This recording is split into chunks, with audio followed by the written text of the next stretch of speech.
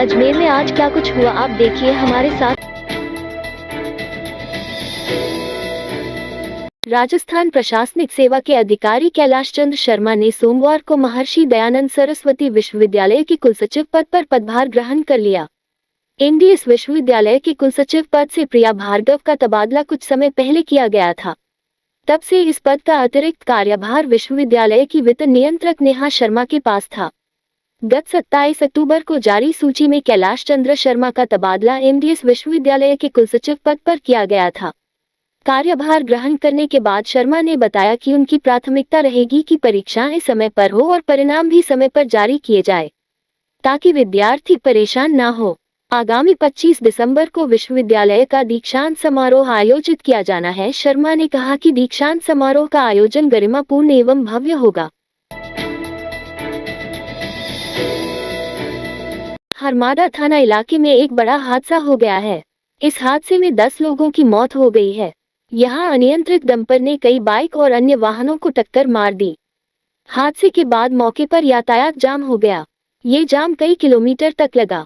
हादसे की सूचना पर पुलिस मौके पर पहुंची। पुलिस ने राहगीरों और स्थानीय लोगों की मदद से घायलों को एसएमएस अस्पताल पहुंचाया। कुछ घायलों की हालत गंभीर है। हरमाड़ा थाना क्षेत्र के लोहा मंडी इलाके में तेज रफ्तार डंपर अनियंत्रित होकर एक के बाद एक 10 गाड़ियों से जा टकराया। टक्कर इतनी भीषण थी कि 10 लोगों की मौके पर ही मौत हो गई, जबकि 18 लोग घायल हो गए। घायलों में 3 की हालत गंभीर है, जिन्हें एसएमएस अस्पताल में भर्ती कराया गया है। प्रत्यक्षदर्शियों के मुताबिक हादसा दोपहर करीब 1 बजे हुआ, जब डंपर रोड नंबर -14 से हाईवे की ओर चढ़ रहा था। इसी दौरान उसके ब्रेक फेल हो गए और उसने सामने चल रही गाड़ियों को रौंद दिया। हादसे का मंजर इतना भयावह था कि कई मृतकों के शरीर के अंग अलग हो गए और सड़क पर चारों ओर खून ही खून हो गया। ट्रैफिक को डायवर्ट किया गया है। राजस्थान में परिवहन विभाग की कार्रवाई के विरोध में स्लीपर बसों की चल रही हड़ताल को लेकर सोमवार को बस ऑपरेटरों की मुख्यमंत्री भजनलाल शर्मा, उप मुख्यमंत्री डॉक्टर प्रेमचंद बैरवा और परिवहन सचिव शुचि त्यागी से वार्ता हुई, जिसमें सहमति नहीं बनी। फिलहाल बस ऑपरेटरों की हड़ताल जारी रहेगी। All Rajasthan contract carriage bus operators association के अध्यक्ष राजेंद्र शर्मा ने कहा कि परिवहन विभाग की एकतरफा कार्रवाई के विरोध में 31 अक्टूबर रात 12 बजे से स्लीपर बसों की हड़ताल की जा रही है। इसके चलते करीब 8000 स्लीपर बसों का संचालन नहीं हो रहा। उन्होंने बताया कि बसों की बॉडी में किए गए बदलाव को बस संचालक 3 माह में सही कराने का समय की मांग को लेकर सोमवार को सीएम और डिप्टी सीएम से वार्ता हुई। उन्होंने उचित आश्वासन दिया और परिवहन सचिव को वार्ता के निर्देश दिए। इसके बाद परिवहन सचिव से सचिवालय में वार्ता हुई, जिसमें सहमति नहीं बनी। इस पर हड़ताल जारी रखने का निर्णय लिया गया है। सोमवार शाम को फिर से परिवहन सचिव से वार्ता हो सकती है। उप मुख्यमंत्री डॉक्टर प्रेमचंद बैरवा ने कहा कि बस बॉडी कोड में किए गए बदलाव को लेकर निजी बसों पर कार्यवाही जारी रहेगी।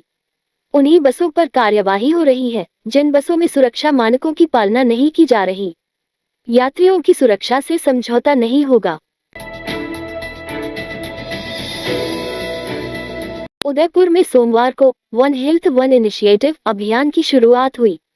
ये कार्यक्रम Indian association of preventive and social medicine और आईसीएमआर के संयुक्त तत्वावधान में आयोजित किया गया। अभियान का उद्देश्य मानव, पशु और पर्यावरण के स्वास्थ्य को एक साथ जोड़कर स्वस्थ समाज बनाना है। कार्यक्रम की शुरुआत जागरूकता रैली से हुई, जिसमें विद्यार्थियों, चिकित्सकों और सामाजिक कार्यकर्ताओं ने भाग लिया। विशेषज्ञों ने बताया कि बढ़ते प्रदूषण और पशु जनित बीमारियों के बीच वन हेल्थ की अवधारणा बेहद जरूरी है। आयोजन के अंत में प्रतिभागियों को स्वास्थ्य और पर्यावरण संरक्षण की शपथ दिलाई गई। यह अभियान अगले पखवाड़े तक चलेगा। श्री राष्ट्रीय राजपूत करनी सेना मेवाड़ के कार्यकर्ताओं ने जिला कलेक्टर को मुख्यमंत्री के नाम ज्ञापन सौंपा। ज्ञापन में करनी सेना के संस्थापक सुखदेव सिंह गोगामिली के परिवार को सुरक्षा उपलब्ध करवाने की मांग की गई। जिलाध्यक्ष अर्जुन सिंह चुंडावत ने बताया कि गोगामिली की हत्या के बाद पूरे प्रदेश में गहरा आक्रोश था, जिसके बाद सरकार से समझौता हुआ था, लेकिन अब तक उस समझौते की शर्तें पूरी नहीं की गई हैं।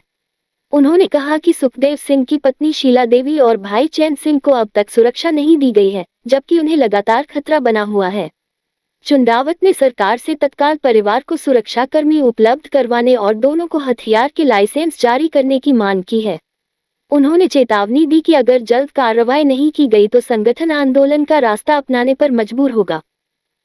इस रात की सुबह नहीं होती जब तक हाथ में उसकी गर्माहट नहीं होती। चाय का प्याला, अखबार साथ पुराना है, मिट्टी से जोड़ता है। खबरों की खुशबू से सारा घर महकता है। हर रंग में ढला कहानियों से किस्सों तक ले जाता है बेरोक टोक। देश के हर हिस्से तक ये हकीकत का आईना है। ख्वाबों को सच करके दिखाता है। दैनिक नवज्योति, आपके लिए, आपके साथ।